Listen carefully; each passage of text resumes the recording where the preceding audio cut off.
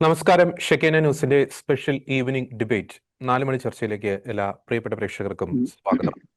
ജീവിച്ചിരുന്ന ചാർലി കിർക്കിനേക്കാൾ അതിശക്തനായി മാറുകയാണ് മരിച്ച ശേഷമുള്ള ചാർലി കിർക്ക്. ലോകമെമ്പാടും ആയിരക്കണക്കിന് ചാർലി കിർക്കുമാരാണ് ഈ ദിവസങ്ങളിൽ ഉയർത്തെഴുന്നേറ്റുകൊണ്ടിരിക്കുന്നത്. അടിയുറച്ച ക്രൈസ്തവ മൂല്യങ്ങളിൽ വിശ്വസിച്ച ധീരമായിട്ടുള്ള നിലപാടെടുത്ത ആ ചെറുപ്പക്കാരന്റെ മരണം തീർച്ചയായിട്ടും അമേരിക്കയെ ആകമാനം സങ്കട കടലിൽ ആഴ്ത്തിയിരിക്കുകയാണ്, പ്രത്യേകിച്ച് ക്രൈസ്തവ മൂല്യങ്ങളിൽ അടിയുറച്ച് വിശ്വസിക്കുന്നവരെ സംബന്ധിച്ചിടത്തോളം. യഥാർത്ഥത്തിൽ ആശയത്തെ ആശയം കൊണ്ട് നേരിടാൻ ത്രാണിയില്ലാത്ത, നട്ടല്ലില്ലാത്ത ചിലരാണ് ഇതിന്റെ ഇത്തരത്തിലുള്ള കൊലപാതകങ്ങൾക്ക്, അക്രമങ്ങൾക്ക് പിന്നിലുള്ളത് എന്നത് വളരെ വ്യക്തമാണ്. ഏകദേശം 1 വർഷം മുമ്പാണ് സമാനമായിട്ടുള്ള രീതിയിൽ ഇപ്പോൾ അമേരിക്ക ഭരിച്ചുകൊണ്ടിരിക്കുന്ന പ്രസിഡന്റ് ഡൊണാൾഡ് ട്രംപിന് നേരെ ഇത്തരത്തിലുള്ള ഒരു അസാസിനേഷൻ അറ്റംപ്റ്റ് നടന്നത്. ഒരു ഫ്രാക്ഷൻ ഓഫ് സെക്കൻഡിന്റെ വ്യത്യാസത്തിലാണ് അദ്ദേഹം അന്ന് ആ ഒരു കൊലപാതക ശ്രമത്തിൽ നിന്നും രക്ഷപ്പെട്ടത്. യഥാർത്ഥത്തിൽ ഈ ചരിത്രങ്ങളൊക്കെ എടുത്ത് നോക്കുമ്പോൾ, ഈ സംഭവ വികാസങ്ങളൊക്കെ എടുത്ത് പരിശോധിച്ച് നോക്കുമ്പോൾ ഒരു ചോദ്യം തീർച്ചയായിട്ടും അന്തരീക്ഷത്തിൽ ഉയരുന്നുണ്ട്. ഇതിന് പിന്നിൽ പ്രവർത്തിച്ച വ്യക്തികളുടെ അല്ലെങ്കിൽ പ്രസ്ഥാനങ്ങളുടെ കൂട്ടുകെട്ടുകളുടെ ലക്ഷ്യം ചാർലി മാത്രമാണോ? ഈ വിഷയമാണ് ഇന്ന് 4 മണി ചർച്ച ചെയ്യുന്നത്. ഇന്ന് ഈ വിഷയത്തിൽ നമ്മോടൊപ്പം പ്രതികരിക്കാൻ ഈ ചർച്ചയിൽ ചേരുന്നു അമേരിക്കയിൽ നിന്നും ശ്രീ സ്റ്റാൻലി ജോർജ്. അദ്ദേഹം 2020 മുതൽ പ്രസിഡന്റ് ഡൊണാൾഡ് ട്രംപിന്റെ ക്യാമ്പയിൻ ടീമിലെ പൊളിറ്റിക്കൽ സ്ട്രാറ്റജിസ്റ്റ് ആണ്. ഒപ്പം തന്നെ റിപ്പബ്ലിക്കൻ പാർട്ടിയുടെ ഇലക്ഷൻ അഡ്വൈസറി ബോർഡ് അംഗം കൂടിയാണ്. ഒപ്പം തന്നെ ഡോക്ടർ ജോസ് ജോൺ മല്ലികശ്ശേരി, അദ്ദേഹം അന്താരാഷ്ട്ര പൊളിറ്റിക്സിനെ കൃത്യമായിട്ടും നിരീക്ഷിക്കുന്ന, വ്യക്തമായിട്ടുള്ള ആശയങ്ങൾ പങ്കുവയ്ക്കുന്ന വ്യക്തിത്വം കൂടിയാണ്. രണ്ടുപേർക്കും ഈ ചർച്ചയിലേക്ക് സ്വാഗതം.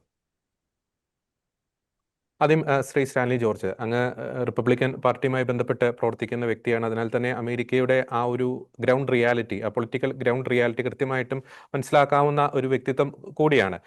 ഞാൻ നേരത്തെ ഈ ഇൻട്രോയിൽ പറഞ്ഞു നിർത്തിയ ഒരു ചോദ്യം തന്നെയാണ് അങ്ങോട്ട് ചോദിക്കാൻ ആഗ്രഹിക്കുന്നത്. ഏകദേശം 1 വർഷം മുമ്പാണ് സമാനമായിട്ടുള്ള രീതിയിൽ പ്രസിഡന്റ് ഡൊണാൾഡ് ട്രംപിന് നേരെ ആ ഒരു അസാസിനേഷൻ അറ്റംപ്റ്റ് ഉണ്ടാകുന്നത്. അപ്പോൾ ഈ ആശയത്തെ ആശയം കൊണ്ട് നേരിടാൻ സാധിക്കാത്തവരുടെ എണ്ണം ഈ അമേരിക്കയിൽ വർദ്ധിച്ചുകൊണ്ടുവരുന്നു.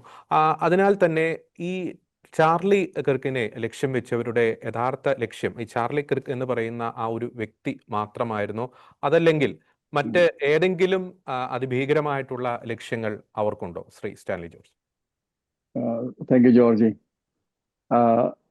അമേരിക്കൻ ചരിത്രത്തിലെ ഏറ്റവും വലിയ കൺസർവേറ്റീവ് മൂവ്മെന്റുകളാണ് മാഗ മൂവ്മെന്റും turning point US, MAGA make America great again. ഈ മൂവ്മെന്റിനെയാണ് ജനം ഭയപ്പെടുന്നത്. ജനം എന്ന് പറഞ്ഞാൽ അതിനെതിരായിട്ടുള്ള ശക്തികൾ. കാരണം ഇത് ഒരു വലിയ കൊടുങ്കാറ്റായി അമേരിക്കയിൽ ആഞ്ഞടിച്ചുകൊണ്ടിരിക്കുകയാണ്. പ്രത്യേകിച്ചും ട്രംപിന്റെ സത്യപ്രതിജ്ഞ മുതൽ അദ്ദേഹത്തിന്റെ ഭരണം ജനങ്ങളുടെ ഉണ്ടാക്കിയ വലിയ സ്വാധീനം, വലിയ പ്രതീക്ഷ, അമേരിക്കൻ ജനതയ്ക്കുണ്ടായ പുതിയൊരു പുത്തൻ ഉണർവ്, ഇതൊക്കെ അസ്വസ്ഥമാക്കുന്ന വലിയൊരു സമൂഹമുണ്ട് ഇവിടെ, വലിയൊരു ശക്തികളുണ്ട്. ഇത് ജോർജ് നേരത്തെ പറഞ്ഞ ആശയത്തെ ആശയം കൊണ്ട് നേരിടാനുള്ള കഴിവില്ലായ്മ തന്നെയാണ് ഇതിന്റെ ഏറ്റവും പ്രധാനപ്പെട്ട കാരണം. കാരണം അതുകൊണ്ട് ഈ കൺസർവേറ്റീവ് മൂല്യങ്ങൾക്ക് വേണ്ടി ശബ്ദിക്കുന്ന എല്ലാ ശബ്ദങ്ങളെയും, എല്ലാ സ്വാധീന ശക്തികളെയും അടിച്ചമർത്തുക എന്നുള്ള ലക്ഷ്യം ഈ ശക്തികൾക്കുണ്ട്. അത് ഇടതുപക്ഷ, ഫോക്കിസ്റ്റ്, മാർക്സിസ്റ്റ് ശക്തികളാണ്. അമേരിക്ക അവർക്ക് ഭരണം കൈവിട്ടു പോയി എന്നുള്ളതിന്റെ ഏറ്റവും വലിയ ബുദ്ധിമുട്ടാണ്. അതിന്റെ ഏറ്റവും വിഷമം പിടിച്ച ഒരു സാഹചര്യത്തിലാണ് അവർ ഇത്തരത്തിലുള്ള അക്രമങ്ങൾക്ക് മുതിരുന്നത്. കഴിഞ്ഞ പ്രാവശ്യം ഉണ്ടായ ട്രംപിന് നേരെ ഉണ്ടായ 2 വധശ്രമങ്ങൾ ഇതിന്റെ ഭാഗമാണ്. ഇതിന്റെ എല്ലാം പുറകിൽ പ്രവർത്തിക്കുന്ന ഒരേ ശക്തികളാണ്. അത് മാത്രമല്ല, ട്രംപിന്റെ വിജയം ഉറപ്പാക്കുന്നതിൽ ചാർലി കിർക്ക് വഹിച്ച നിർണായകമായ പങ്ക്, അതിൽ ലക്ഷക്കണക്കിന് യുവജനങ്ങളെ ട്രംപിന്റെ ഭാഗത്തേക്ക് ആകർഷിക്കാനും ട്രംപിന് വോട്ട് നേടിക്കൊടുക്കാനും നടത്തിയ വലിയ ക്യാമ്പയിൻ ആണ് ഇവരുടെ ശത്രുവായിട്ട് ചാർലി കിർക്ക് മാറിയത്. അപ്പോൾ ചാർലി കിർക്കിനെ പോലെയുള്ള ധാരാളം പേർ ഇനിയും എഴുന്നേൽക്കും. കാരണം ഇതൊരു വലിയ പോരാട്ടമാണ്. ക്രൈസ്തവ മൂല്യങ്ങൾക്ക് വേണ്ടിയുള്ള പോരാട്ടമാണ്. യാഥാസ്ഥിക മൂല്യങ്ങൾക്ക് വേണ്ടിയുള്ള പോരാട്ടമാണ്. അമേരിക്കയെ ശക്തിപ്പെടുത്താനും അമേരിക്കയെ ദൈവത്തിലേക്ക് മടക്കി വരുത്താനുള്ള വലിയ പോരാട്ടത്തിന്റെ ഭാഗമാണ്. അതുകൊണ്ട് അതിനെ എതിർക്കുന്ന ശക്തികൾ ഇനിയും ധാരാളമായിട്ട് ഉയർത്തെഴുന്നേൽക്കും. അവർ ശക്തരാണ്, അവർ തിരിച്ചടിക്കും, അവർ ആക്രമിക്കും. ഇതാണ് അമേരിക്കയുടെ ഇപ്പോഴത്തെ സ്ഥിതി. അതാണ്. ഓക്കെ.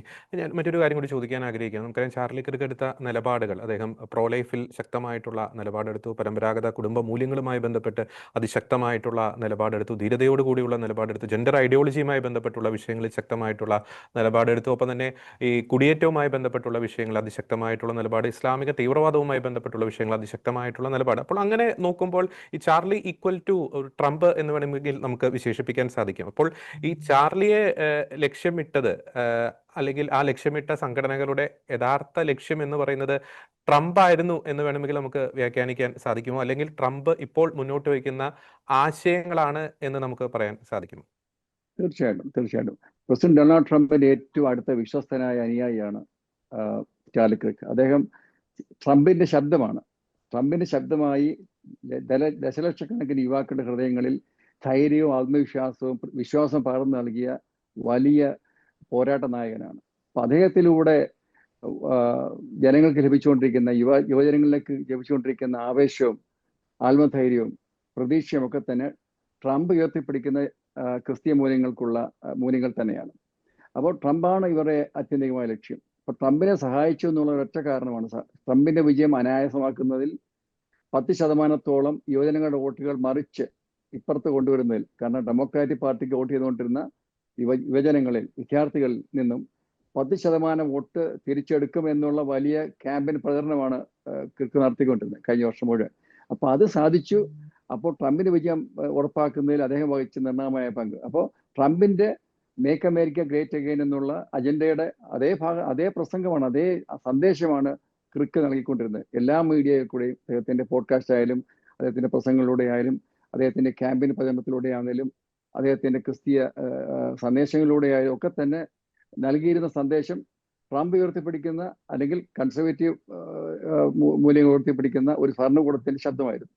ആ ശബ്ദമാണ് ഈ ശക്തികളെ ഒക്കെ തന്നെ അസ്വസ്ഥമാക്കിയതും അവർക്ക് സഹിക്കാൻ വയ്യാത്ത നിലയിലാണ് ഇന്നത്തെ നിലയിൽ അവരിനെ തിരിച്ചടി ഉണ്ടായത്. ഓക്കെ. ഞാൻ ഡോക്ടർ ജോസ് ജോൺ മല്ലിശ്ശേരിയിലേക്ക് വരികയാണ്. നമുക്കറിയാം ഡോക്ടർ ജോസ് ജോൺ, ഇപ്പോൾ ചാർലി നമുക്കറിയാം യുവജനങ്ങളുടെ ഇടയിൽ ശക്തമായിട്ട് പ്രവർത്തിച്ച ഒരു വ്യക്തിയാണ്. നമുക്കറിയാം ഈ ഒരു കാലഘട്ടത്തിൽ അമേരിക്ക വലിയ രീതിയിലുള്ള ധാർമ്മിക അപജയത്തിലേക്ക് പോയിക്കൊണ്ടിരിക്കുന്ന ഒരു കാലഘട്ടത്തിൽ യുവജനങ്ങളോട് ശക്തമായിട്ട് ധാർമ്മിക മൂല്യങ്ങളിൽ അടിയുറച്ചു നിന്നുകൊണ്ടുള്ള നിലപാടുകൾ അദ്ദേഹം പ്രഘോഷിച്ചു.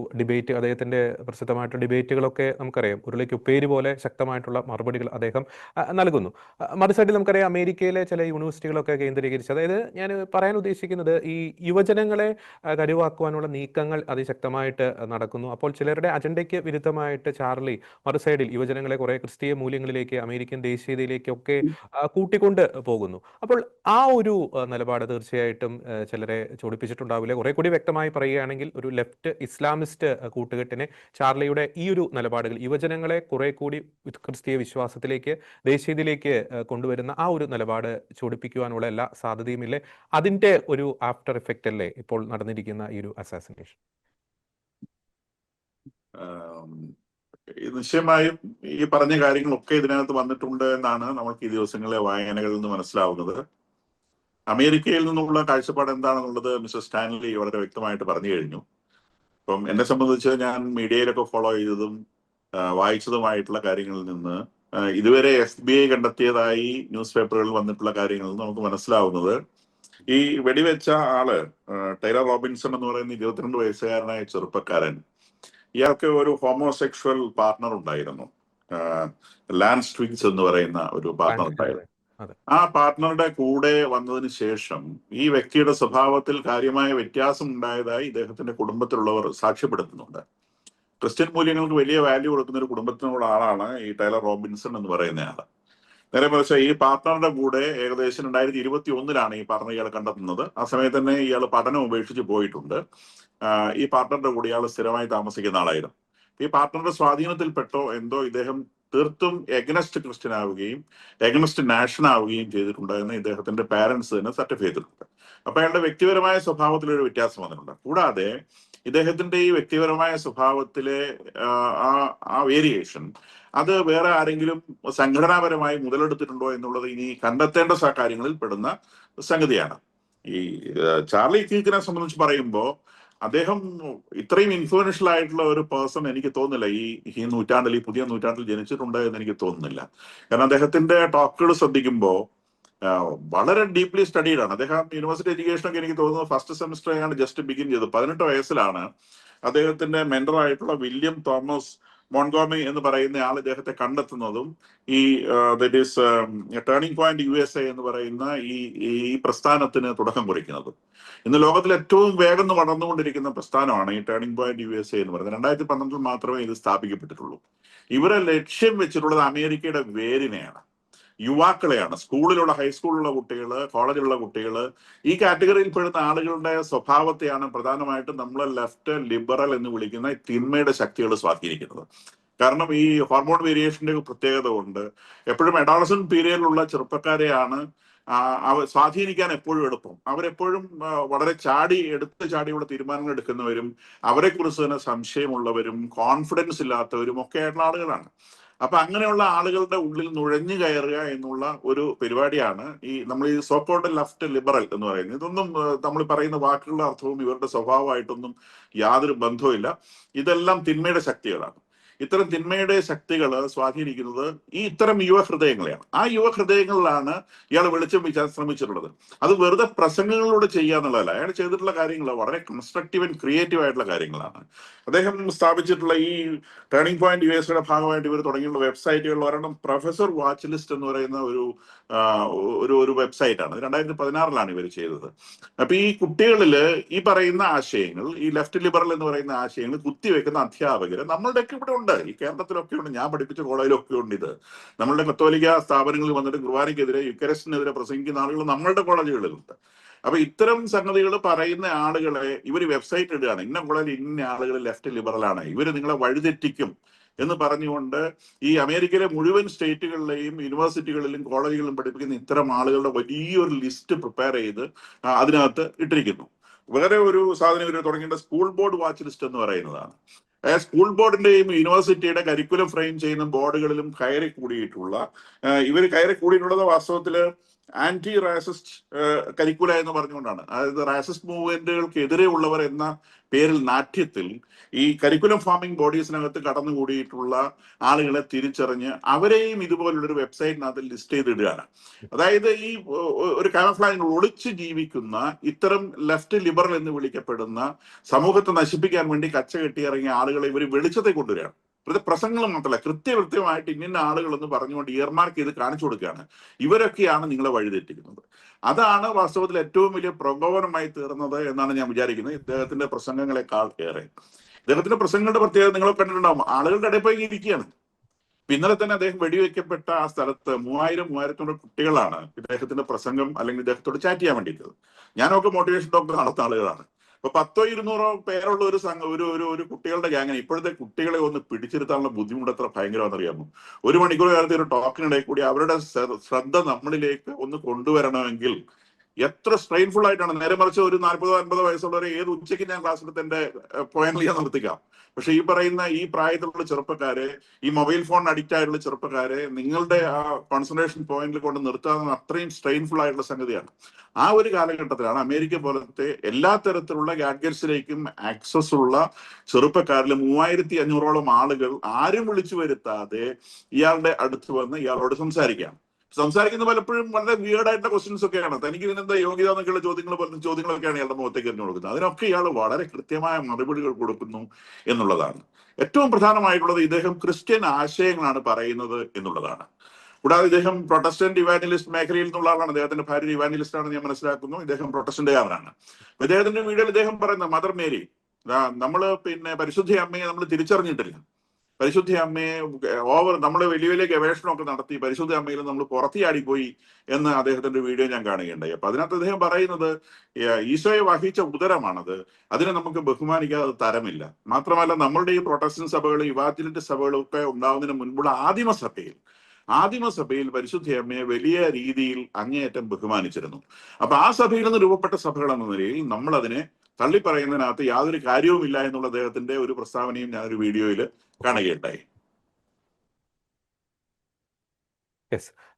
വ്യക്തമാണ്. അങ്ങ് സൂചിപ്പിച്ചതുപോലെ തീർച്ചയായിട്ടും ഈ ചാർലി കിർക്കിൻ്റെ നിലപാടുകൾ പലരെയും അലോസരപ്പെടുത്തിയിട്ടുണ്ട്, ചൊടിപ്പിച്ചിട്ടുണ്ടെന്നത് വ്യക്തമാണ്. പ്രത്യേകിച്ച് ഈ ലെഫ്റ്റ് ഇസ്ലാമിസ്റ്റ് ലിബറൽ ഐഡിയോളജി തലയ്ക്ക് പിടിച്ച ചില കൂട്ടരെ അത് ചൊടിപ്പിച്ചിട്ടുണ്ട് എന്നത് വളരെ വ്യക്തമാണ്. ഇനി ശ്രീ സ്റ്റാൻലി ജോർജിലേക്ക് വരുമ്പോൾ നമുക്ക് ഈ അമേരിക്കൻ ഇപ്പോൾ പ്രസിഡന്റ് ആയിരിക്കുന്ന ഡൊണാൾഡ് ട്രംപ് അദ്ദേഹത്തെ ഈ ഒരു വിഷയം എത്രത്തോളം ഒരു പേഴ്സണലായിട്ട് ഹർട്ട് ചെയ്തിട്ടുണ്ട് അങ്ങയുടെ ഒരു നിരീക്ഷണത്തിൽ? ഞാൻ ചോദിക്കാനുള്ള കാരണം ചാർലി കിർക്ക് വെടിയേറ്റു എന്ന ഒരു വാർത്ത അറിഞ്ഞപ്പോൾ തന്നെ അദ്ദേഹം അവിടേക്ക് ഓടിയെത്തുന്ന ഒരു സ്ഥിതിവിശേഷം ഉണ്ടായി. വളരെ വൈകാരികമായിട്ടുള്ള പ്രസ്താവന അദ്ദേഹം ഇറക്കുന്ന ഒരു ഒരു ഒരു സ്ഥിതി നാം കാണുകയുണ്ടായി, സാഹചര്യം നാം കാണുകയുണ്ടായി. ഒപ്പം തന്നെ American vice president JD Vance ഉൾപ്പെടെ വളരെ പേഴ്സണലായിട്ട് ഓരോരുത്തരും ചാർലി കിർക്കിനെ കുറിച്ചൊക്കെ പറയുന്ന പ്രസ്താവനകളൊക്കെ വളരെ ഹൃദയസ്പർശിയാണ്. അതിനാൽ തന്നെ ട്രംപിന്റെ ഇനിയുള്ള ഒരു നീക്കങ്ങൾ എന്തൊക്കെയായിരിക്കും?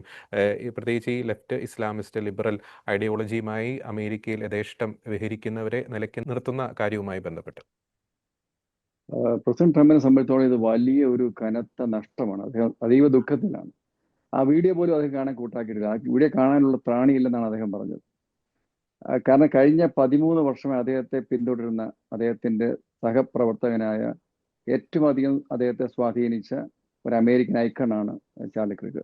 അദ്ദേഹത്തിന്റെ ക്യാമ്പയിനിലൂടെ ഉടനീളം കഴിഞ്ഞ 3 ക്യാമ്പയിനുകളിലും 16 മുതൽ ട്രംപിന് വേണ്ടി അദ്ദേഹം നടത്തിയ പോരാട്ടം അസാധാരണമായ ഇലക്വൻസ് ഉള്ള ഒരു മനുഷ്യനാണ്. ഇത്രയും അദ്ദേഹത്തിന്റെ അജണ്ടയായിരുന്നു 10% വോട്ട് ഇപ്പുറത്ത് മറിക്കുക. പരമ്പരാഗതമായിട്ട് ഡെമോക്രാറ്റിക് പാർട്ടിക്ക് കിട്ടുന്ന യുവജനങ്ങളുടെ വിദ്യാർത്ഥികളുടെ വോട്ടുകൾ ട്രംപിന് വേണ്ടി എത്തിക്കുക എന്നുള്ള വലിയ ദൗത്യമായിട്ടെടുത്ത് അദ്ദേഹം അത് പൂർണ്ണമായി വിജയിച്ചു. ക്യാമ്പസുകളിൽ കൺസർവേറ്റീവ് മൂല്യങ്ങൾക്ക് ഭയങ്കരമായ സ്വാധീനം ഉണ്ടായി. കൺസർവേറ്റീവ് മൂല്യങ്ങൾ പ്രഘോഷിക്കപ്പെട്ടു. അദ്ദേഹത്തിന്റെ വാക്കുകൾക്ക് ലക്ഷക്കണക്കിന് വിദ്യാർത്ഥികൾ ചെവി കൊടുത്തു. അപ്പോൾ ട്രംപിനെ സംബന്ധിച്ചോളം ഇത് വ്യക്തിപരമായി ഭയങ്കര നഷ്ടമാണ്. അദ്ദേഹത്തിന്റെ മൂല്യങ്ങൾ സംരക്ഷിക്കാനുള്ള, പ്രചരിപ്പിക്കാനുള്ള വലിയൊരു പോരാട്ട നായകനാണ് അദ്ദേഹം നഷ്ടപ്പെട്ടിരിക്കുന്നത്. അതുകൊണ്ടാണ് അദ്ദേഹം ഒരു അമേരിക്കൻ സിവിലിയന് കിട്ടുന്ന ഏറ്റവും പരമോന്നത ബഹുമതിയായിട്ടുള്ള ഫ്രീഡം ഓഫ് മെഡൽ അദ്ദേഹത്തിന് മരണാനന്തരം സമ്മാനിച്ചു. അദ്ദേഹത്തിന്റെ സംസ്കാരം തന്നെ ഒരു വലിയ ഒരു അമേരിക്കൻ ലീഡർക്ക് ലഭിക്കുന്ന അത്ര നിലയിലാണ്. ഒരു അമേരിക്ക മുഴുവൻ അദ്ദേഹത്തിന് വേണ്ടി തേങ്ങുകയാണ്. വൈറ്റ് ഹൗസ് മുഴുവൻ ഈ സംസ്കാര ചടങ്ങിന്റെ ഭാഗമാകുകയാണ്. അമേരിക്ക ഭരണകൂടത്തിന്റെ നേരിട്ടുള്ള നിയന്ത്രണത്തിലും അദ്ദേഹത്തെ ഒഫീഷ്യേറ്റ് ചെയ്യുന്നതാണ്. വൈറ്റ് ഹൗസ് ആണ് ഒഫീഷ്യേറ്റ് ചെയ്യുന്ന ഈ ഫ്യൂണറൽ. അത്രമാത്രം ഒരു പക്ഷേ ഒരു പ്രസിഡന്റിനോ അല്ലെങ്കിൽ ഒരു മുൻ പ്രസിഡന്റ് ലഭിക്കുന്ന അത്രയും വലിയ നിലയിലാണ് അമേരിക്ക ഈ സംസ്കാര പരിപാടികൾ സംഘടിപ്പിക്കുന്നത്. അപ്പൊ അത്രമാത്രം പ്രസിഡന്റ് ട്രംപിന്റെ ജീവിതത്തെ സ്വാധീനിച്ച, അദ്ദേഹത്തിന്റെ ക്യാമ്പയിനെ ഇത്രമാത്രം വിജയത്തിലേക്ക് നയിച്ച ആളെന്നുള്ള നിലയിൽ ട്രംപിന്റെ നഷ്ടം അപാരമാണ്. ഓക്കെ. മറ്റൊരു പ്രധാനപ്പെട്ട ഒരു കാര്യം, ഇപ്പോൾ ചാർലിയുടെ മരണം അമേരിക്കയിലെ യുവ ജനതയുടെ ഇടയിൽ സൃഷ്ടിച്ചൊരു ഇമ്പാക്റ്റ് എത്രത്തോളം ഉണ്ട്? അവരുടെ ഒരു പ്രതികരണം പലപ്പോഴും നമുക്ക് ഇന്ത്യയിലും അല്ലെങ്കിൽ മറ്റ് രാജ്യങ്ങളിലുള്ളവർ പലപ്പോഴും ചാർലിയുടെ മരണത്തിന് ശേഷമാണ് അദ്ദേഹത്തിൻ്റെ ഒരു പ്രസക്തി, അദ്ദേഹം പങ്കുവെച്ച ആശയങ്ങളുടെ ഒരു മൂല്യമൊക്കെ പലപ്പോഴും അത് ചർച്ചയിലേക്കൊക്കെ വന്നത്. അമേരിക്കൻ യുവജനത ചാർലിയുടെ മരണത്തെ എങ്ങനെ നോക്കിക്കാണുന്നു? അവരുടെ ഇടയിൽ ഇത് സൃഷ്ടിച്ചൊരു ഇമ്പാക്റ്റ് എത്രത്തോളം ഉണ്ട്? വാസ്തവത്തിൽ അമേരിക്കൻ ജനത ചാർലി കിർക്കിന്റെ സന്ദേശം ഏറ്റവും കൂടുതൽ സ്വീകരിക്കുന്ന ഈ സമയത്താണ്, അദ്ദേഹം മരണശേഷമാണ്. അദ്ദേഹം തലമുറകളോട് സംസാരിച്ചുകൊണ്ടിരിക്കും. കാരണം ഈ യുവജനങ്ങളിൽ അദ്ദേഹം പകർന്നു നൽകിയ ആത്മധൈര്യവും വിശ്വാസവും അത് അപാര ശക്തിയാണ്, വൻ ശക്തിയാണ്. അത് തലമുറകളിലേക്ക് സ്വാധീനം ചെലുത്തുന്ന അത്ര ശക്തിമത്തായ സന്ദേശമാണ്. അതുകൊണ്ട് ഇപ്പോൾ ചിന്തിക്കുന്നത് യുവജനങ്ങൾ വളരെ ചിന്താശക്തിയുള്ളവരാണ്, വളരെ ലോജിക്കലായിട്ട് ചിന്തിക്കുന്നവരുമാണ്. അവരിപ്പോൾ ചിന്തിക്കുന്ന കാര്യമുണ്ട്, എന്തുകൊണ്ട് തോക്ക് ഉപയോഗിച്ച് ഇത്തരം ശക്തികൾ അടിച്ചമർത്തുന്നു. അപ്പോൾ അത് മാത്രമല്ല, ഈ വെടിവെച്ച ആളുടെ ജീവിതത്തിൽ നിരന്തരമായ പരിശീലനം അദ്ദേഹത്തിനുണ്ട്. വർഷങ്ങൾ നീണ്ട പരിശീലനമുണ്ട്, ആയുധ പരിശീലനമുണ്ട്. അല്ലെങ്കിൽ കൃത്യമായിട്ട് 140 അടി ദൂരെ നിന്ന് ഒരു കെട്ടിടത്തിന് മുകളിൽ നിന്ന് കൃത്യമായി ലക്ഷ്യം വെച്ച് ഇത് അദ്ദേഹത്തിന്റെ ആർട്ടറിയിലാണ് വെടിവെച്ചത്. അപ്പം ആ ക്ഷണം തന്നെ മരിക്കണം എന്നുള്ള അത്ര കൃത്യമായ ഉദ്ദേശത്തോടെ ചെയ്തതാണ്. അതേ സ്നൈപ്പർ തന്നെയാണ്, അതുപോലെ സ്നൈപ്പറാണ് ട്രംപിനെ വെടിവെച്ചത്. അയാൾക്കും വർഷങ്ങൾ നീണ്ട പരിശീലനമുണ്ട്. അപ്പോൾ അത് മാത്രമല്ല, ഈ അടുത്ത സമയത്ത് ഈ കഴിഞ്ഞ ദിവസം ഈ ചാർലി കിർക്കിന്റെ മെമ്മോറിയൽ സർവീസിൽ ആയിരക്കണക്കിന് ആൾക്കാരാണ് പുഷ്പങ്ങളുമായിട്ട് വന്ന് അവിടെ പുഷ്പാർച്ചന നടത്തിയത്. പക്ഷെ ആ പുഷ്പങ്ങളുടെ മുകളിലൂടെ ഇതുപോലൊരു പയ്യൻ, 19 വയസ്സുള്ള പയ്യൻ, അതിനെ ചവിട്ടി മതിച്ചുകൊണ്ട് പോയി പോലീസ് അറസ്റ്റ് ചെയ്തു. അയാൾ ധരിച്ചിരുന്ന അതേ ടീഷർട്ട് തന്നെയാണ് ചാർലി ക്രിക്കൻ ധരിച്ചിരുന്നത്. അതേ ടീഷർട്ട്, അതേ സിമ്പിൾ ടീഷർട്ട്. അപ്പോൾ ഇതൊക്കെ എന്താണ് കാണിക്കുന്നത്? ഇതെല്ലാം ഇതിന്റെ പുറകിൽ എന്തെങ്കിലുമൊക്കെ ഗൂഢാലോചനയുണ്ടോ ഒക്കെ തന്നെ FBI അന്വേഷിച്ച് കണ്ടുപിടിക്കേണ്ട കാര്യമാണ്. അപ്പൊ ഏതായാലും യുവജനങ്ങൾക്കുള്ളിൽ ഇത് വലിയൊരു ചിന്ത ഉണർത്തിയിട്ടുണ്ട്. എന്തുകൊണ്ട് ചാർലി ക്രിക്കൻ്റെ ഈ സംഭവിച്ചു? അപ്പോൾ അത് കുറച്ചുകൂടെ ചാർലി ക്രിക്ക് ഉയർത്തിയ സന്ദേശങ്ങൾക്ക് അനുകൂലമായ പ്രതികരണമാണ് വാസ്തവത്തിൽ ഉണ്ടാകാൻ പോകുന്നത്. ഈ ക്രിക്കിനെ ലക്ഷ്യം വെച്ച ആളുകൾ പരാജയപ്പെട്ടു.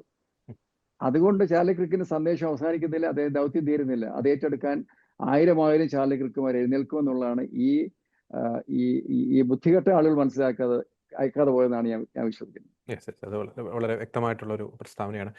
ഡോക്ടർ ജോസ് ജോണിലേക്ക് വരുമ്പോൾ, ഡോക്ടർ ജോസ് ജോൺ, ഈ ഒരു കാലഘട്ടത്തിൽ ഈ ലോകത്തിൻ്റെ ഒരു സാഹചര്യം എടുത്ത് നമ്മൾ പരിശോധിച്ച് നോക്കുമ്പോൾ ഈ ലോകത്തിൻ്റെ ഒഴുക്കിനെതിരെ നീന്തിയ ഒരു വ്യക്തിത്വമായിരുന്നു ചാർലി കിർക്ക്. ഇസ്ലാമിസ്റ്റ് ആശയങ്ങളൊക്കെ വളരെ ശക്തി പ്രാപിച്ചുകൊണ്ടിരിക്കുന്ന ഒരു കാലഘട്ടം.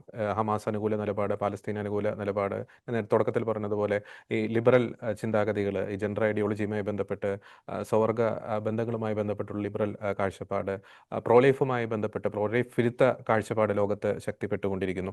അതുകൊണ്ട് ഇനി മറ്റൊരു ചാർലി ഉണ്ടാകരുത് എന്ന ഒരു ധാരണയോട് കൂടി തന്നെ ഒരു ഭയപ്പെടുത്തി ഇത്തരക്കാരെ നിശബ്ദരാക്കുവാനുള്ള ഒരു സംഭവത്തിൻ്റെ ഒരു ഉദാഹരണമായി നമുക്ക് ഈ ചാർലിയുടെ മരണത്തെ ചൂണ്ടിക്കാണിക്കാൻ സാധിക്കുമോ? അതായത് ഇനി തങ്ങൾക്കെതിരെ ശബ്ദിക്കരുത്, ഇനി ആരും ഇത്തരത്തിൽ ശബ്ദിക്കരുത് എന്ന ഒരു സന്ദേശം, എന്നൊരു മുന്നറിയിപ്പാണോ ഇത്തരത്തിലുള്ള ഈ വധശ്രമത്തിലൂടെ അല്ലെങ്കിൽ ഇത്തരത്തിലുള്ള കൊലപാതകങ്ങളിലൂടെ ഈ കൂട്ടർ ലക്ഷ്യമിടുന്നത്? അവരുടെ ഇപ്പൊ മിസ്റ്റർ സ്റ്റാൻലി സൂചിപ്പിച്ചതുപോലെ ഇതൊരു ബുദ്ധിശൂന്യതയാണ്. കാരണം ഈ ചാർലി കേക്ക് എന്ന് പറയുന്ന ഇദ്ദേഹത്തെ ഞാനിതുവരെ വായിച്ചിട്ടുണ്ടായിരുന്നില്ല. ഈ പറയുന്ന ആളെ ഇവർ കൊന്നത് കൊണ്ടാണ് ഞാനിത് വായിച്ചത്. ഇയാൾ ഇത്ര വലിയ മഹാനായ ഒരു മനുഷ്യനാണെന്ന് ഞാൻ മനസ്സിലാക്കിയത് അദ്ദേഹത്തെ കൊന്നത് കൊണ്ടാണ്. അമേരിക്കയിൽ ഇത് തന്നെയാണ് സംഭവിക്കാൻ പോകുന്നത്. എന്തിനാ ഇവർ ഇദ്ദേഹത്തെ കൊന്നത് എന്നൊരു അന്വേഷണം നിശ്ചയമായും ആളുകളുടെ ഇടയിൽ നിന്നുണ്ടാവും. ആ അന്വേഷണം ഈ ചാർലി കീക്കിനെയും അദ്ദേഹത്തിന്റെ ആശയങ്ങൾക്കും വലിയ എക്സ്പോഷർ നൽകും എന്നുള്ളതാണ് സത്യം. പിന്നെ അതിനിടെ നമ്മൾ പലപ്പോഴും തെറ്റായി ഉപയോഗിക്കുന്ന ഒരു വാക്കുണ്ട്, ഇസ്ലാമിക് ഐഡിയോളജി എന്ന് പറയുന്നത്. അങ്ങനെ ഒരു ഐഡിയോളജി ഇല്ല കേട്ടോ. There is no ideology in Islam. അപ്പൊ അത് ഒരു പൊളിറ്റിക്കൽ സംഗതി മാത്രമാണ്, ഐഡിയോളജി അല്ല. അത് ഒരു പൊളിറ്റിക്കൽ സംഗതി മാത്രമാണ്. അപ്പൊ പൊളിറ്റിക്കൽ ഇസ്ലാം എന്ന് പറയുന്ന ഒരു സംഗതി ഇതിന്റെ പുറകിൽ ഉണ്ടോ എന്നുള്ളത് കണ്ടുപിടിക്കേണ്ടതാണ്. ഏറ്റവും കൂടുതൽ സാധ്യതയുള്ളത് ഈ LGBT എന്ന് പറയുന്ന കാറ്റഗറിയിൽ പെടുന്ന ആളുകൾ. ഇപ്പൊ നമ്മൾ വായനകളിലൊക്കെ മനസ്സിലാക്കുന്ന അമേരിക്കയിൽ ഏകദേശം 6 മുതൽ 7% വരെ ആളുകൾ സ്വയം LGBTQ ആണെന്ന് ഐഡന്റിഫൈ ചെയ്യുന്നു എന്നുള്ളതാണ്. ശരിക്കും ബയോളജിക്കലി ഇത് ഒരു 0.3 or 4% മാത്രം വരുന്ന ഒരു സംഗതിയാണ്. അപ്പൊ ഇത് ആളുകളുടെ ഇടയിൽ, ക്യാമ്പസുകളിൽ വലിയ തോതിൽ വിദ്യാർത്ഥികളുടെ ഇടയിൽ, ചെറുപ്പക്കാരുടെ ഇടയിൽ, കൗമാരക്കാരുടെ ഇടയിൽ എനിക്ക് എന്തെങ്കിലും ലൈംഗിക പ്രശ്നങ്ങൾ ഉണ്ടോ എന്ന ഒരു ചിന്ത കുട്ടികളിൽ ഇഞ്ചക്ട് ചെയ്യുന്നു എന്നുള്ളത് ഒരു വസ്തുതയാണ്. ഇത് ചാർലിയുടെയും പല പ്രസംഗങ്ങളിലും അദ്ദേഹം സൂചിപ്പിക്കുന്ന ഒരു സംഗതിയാണ്. ഇത് ഫോഴ്സ്ഫുള്ളായി തന്റെ സെക്ഷൽ ഐഡന്റിറ്റിയെ കുറിച്ചുള്ള ഒരു തെറ്റിദ്ധാരണ അല്ലെങ്കിൽ ഒരു സംശയം ചെറുപ്പക്കാരിൽ വിതയ്ക്കുകയും അങ്ങനെ ഈ LGBTQ എന്ന് പറയുന്ന ഒരു പ്രസ്ഥാനത്തിന്റെ ഭാഗമാക്കി ആളുകളെ കൂട്ടിച്ചേർക്കുകയും ചെയ്യുന്ന വളരെ കൃത്യമായ കണക്കുകൂട്ടലോടെ പ്രവർത്തിക്കുന്ന ഒരു അധോലോകം അവിടെ ഉണ്ട് എന്ന് വേണം മനസ്സിലാക്കാൻ. മോസ്റ്റ് പ്രോബബിളി അങ്ങനെ ഒരു കാറ്റഗറി ആവാനാണ് സാധ്യത ഇതിന്റെ പുറകിൽ. ഇദ്ദേഹം സൂചിപ്പിച്ചതുപോലെ, സ്റ്റാൻലി സൂചിപ്പിച്ചതുപോലെ, കൃത്യമായ ട്രെയിനിങ് ഇല്ലാതെ ഈ പണി ചെയ്യാൻ പറ്റത്തില്ല. വെടിവെക്കുക എന്ന് പറഞ്ഞാൽ എളുപ്പമുള്ള കാര്യമല്ല. ഇത് ഇത്രയും ദൂരം 150 വാര അകലത്തിൽ നിന്ന് കൃത്യമായി വെടിവെച്ച് കഴുത്തിൽ കൊള്ളിക്കുക എന്ന് പറഞ്ഞാൽ വളരെ കൃത്യമായ നല്ല ട്രെയിനിങ് കിട്ടിയ ആളുകൾക്കും അതുപോലെ വളരെ നല്ല വെപ്പൺ ഉപയോഗിച്ച ആൾക്കും മാത്രമേ സാധിക്കുള്ളൂ. അപ്പൊ വെപ്പൺ സെലക്ഷനിലും ട്രെയിനിങ്ങിലും ഒക്കെ ആരെങ്കിലും ഒക്കെ ഇതിൽ പങ്കെടുത്തിട്ടുണ്ടാവാനുള്ള നല്ല സാധ്യതയുണ്ട് എന്ന് നമ്മൾ കണ്ടെത്തേണ്ടി വരും. ഇനി ഇദ്ദേഹത്തിന്റെ ആശയങ്ങൾ എന്ന് പറയുന്നത് എന്തൊരു ഷാർപ്പാണെന്ന് അറിയാമോ? ഇപ്പൊ ഒരു വിദ്യാർത്ഥി അദ്ദേഹത്തോട് ചോദിക്കുന്നുണ്ട്, ക്രിസ്ത്യാനിറ്റി കരുണയല്ലേ? അപ്പൊ അദ്ദേഹം പറയുന്നത് ക്രിസ്ത്യാനിറ്റി കരുണയാണ്. പക്ഷെ ഇപ്പോഴത്തെ പ്രീച്ചേഴ്സ് എല്ലാവരും ഈ കരുണയുടെ കാര്യം മാത്രമേ പറയുന്നുള്ളൂ. കരുണ മാത്രമല്ല, ക്രിസ്തു എന്ന് പറയുന്നത് കരുണയും സത്യവുമാണ്. മഗ്ദലന മറിയത്തിന്റെ എക്സാമ്പിൾ എടുത്തുകൊണ്ട് അദ്ദേഹം പറയുന്നു, മഗ്ദലന മറിയത്തെ കല്ലെറിഞ്ഞുകൊണ്ട് ജൂതന്മാർ വരുമ്പം ജൂതന്മാരോട് യേശു ചോദിക്കുന്ന ഒരു ചോദ്യമുണ്ട്, നിങ്ങളിൽ പാപം ചെയ്യാത്തവർ കല്ലെറിയട്ടെ. അങ്ങനെ പാപം ചെയ്യാത്തവർ കല്ലെറിയട്ടെ എന്ന് പറഞ്ഞു കഴിയുമ്പോൾ അവർ ഓരോരുത്തരായിട്ട് തിരിച്ചു പോകുന്നുണ്ട്. അത് കാരുണ്യമാണ്, അത് യേശുവിന്റെ കാരുണ്യമാണ്. പക്ഷെ അത് കഴിഞ്ഞ് യേശു ആ സ്ത്രീയുടെ അടുത്ത് ചെന്ന് ആ സ്ത്രീയോട് പറയുന്നുണ്ട്, മേലിൽ പാപം ചെയ്യരുത്. അത് സത്യമാണ്, അതാണ് ട്രൂത്ത്. ഇപ്പൊ മേൽ പാപം ചെയ്യരുത് എന്ന് പറയുമ്പോൾ ആ സ്ത്രീ അത്രയും കാലം അനുഭവിച്ച സാമ്പത്തിക സ്രോതസ്, ആ സ്ത്രീ ഒരുപക്ഷെ ശാരീരിക സുഖം അനുഭവിച്ചിട്ടുള്ളത്, ആ സ്ത്രീയുടെ സാമൂഹ്യ ബന്ധങ്ങള്, ആ സ്ത്രീ അത്രയും കാലം എല്ലാത്തിന്റെയും സോഴ്സ് ആക്കി വെച്ചിരുന്ന അവരുടെ ആ റീസോഴ്സിനെ ഇന്ന് ക്ലോസ് ചെയ്തേക്കണം എന്നുള്ള വലിയൊരു വാണിംഗ് അതിനകത്ത് കൊടുക്കുന്നുണ്ട്. ഒരുപക്ഷെ യഹൂദർക്ക് കിട്ടിയ കഴിഞ്ഞ വലിയ അടി ആ സ്ത്രീക്കാണ് കിട്ടിയത്. അപ്പം ഇവിടെ സത്യം എന്ന് പറഞ്ഞൊരു സംഗതിയുണ്ട്. അതായത് തിന്മ ചെയ്യാതെ ജീവിക്കണം എന്നുള്ള ഒരു വലിയ വാണിംഗ് കൂടി ഈ കാരുണ്യത്തിന്റെ കൂടെ യേശു തരുന്നുണ്ട് എന്നുള്ളൊരു പാഠം. അതുകൊണ്ടാണ് അദ്ദേഹത്തെ കൺസർവേറ്റീവ് എന്ന ആളുകൾ പ്രത്യേകിച്ച് എടുത്തു വിളിക്കുന്നത്. കാരുണ്യം മാത്രമല്ല, അതിന്റെ കൂടെ ഈ പറയുന്ന സത്യം കൂടി വരുന്നുണ്ട് എന്നുള്ളൊരു സംഗതി. നിരവധി ചോദ്യങ്ങൾ. ഇദ്ദേഹം അബോർഷനെതിരാണ്, ഫ്രീ സെക്സിനെതിരാണ്. കുടുംബം എന്നുള്ളതാണ് അദ്ദേഹത്തിന്റെ ബേസിക് കൺസെപ്റ്റ് തന്നെ. നിങ്ങൾ വിവാഹം കഴിച്ച് ജീവിക്കൂ. അമേരിക്കയിലെ ആളുകൾക്കെല്ലാം ഉണ്ട്, വേണ്ട സാധനങ്ങൾ മുഴുവനുണ്ട്, ഗാഡ്ഗറ്റ്സ് ഉണ്ട്, നിങ്ങൾ കമ്പ്യൂട്ടർ ഉണ്ട്, എല്ലാ തരം കാര്യങ്ങളുമുണ്ട്. ഇല്ലാത്ത ഒറ്റ കാര്യമുള്ളൂ, കുടുംബമാണ് നിങ്ങൾക്ക് ഇല്ലാത്തത്. നിങ്ങൾ കുടുംബമില്ല, നിങ്ങളുടെ വീട്ടിൽ കുഞ്ഞുങ്ങളില്ല. അപ്പൊ അദ്ദേഹം പ്രയോഗിച്ച് കാണും. 31 വയസ്സുള്ള അദ്ദേഹത്തിന് 2 കുട്ടികളുണ്ട്. നമ്മൾ ഈ കേരളത്തിൽ പോലും ഇല്ലാതെ നമ്മൾ മനസ്സിലാക്കണം. ഇവിടെ പോലും വിവാഹം ഇപ്പം 30-35 വയസ്സിലേക്ക് പോയിരിക്കുന്നു. അപ്പൊ അദ്ദേഹം പറയുന്ന അമേരിക്കൻ യുവതികളോട് പറയുന്നത്, നിങ്ങൾ പ്രസവിച്ച് കുഞ്ഞുങ്ങളെ വളർത്തൂ, നിങ്ങളുടെ ഭർത്താക്കന്മാർ ജോലി ചെയ്ത് കുടുംബം പോരട്ടെ.